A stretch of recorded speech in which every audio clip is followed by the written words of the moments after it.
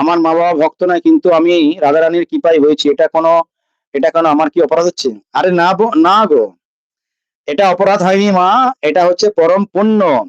মা বাবা ভক্ত নেই, তুমি ভক্ত হয়েছো মানে তোমার কারণে তোমার মা বাবাও উদ্ধার হয়ে যাবে। যদি কারো মা বাবা ভক্ত নয় কিন্তু তার সন্তান ভক্ত হয়েছে, তাহলে সন্তান ভক্ত হওয়ার কারণে তার মা বাবাও উদ্ধার হবে।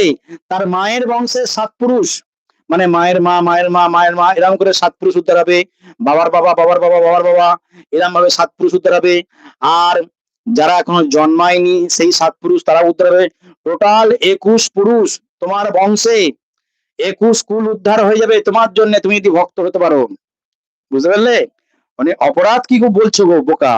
মহা পুণ্য লাভ করেছো, তোমার মা বাবার কত সৌভাগ্য যে তুমি ভক্ত হয়েছো, মানে এর তোমার কারণে তোমার মা বাবাকে নরকে যেতে হবে না, তোমার কারণে তোমার মা বাবাও তাহলে বৈকুণ্ঠে চলে যাবে, তুমি যদি সৎ ভক্ত হয়ে যাও গোবিন্দের কৃপায়।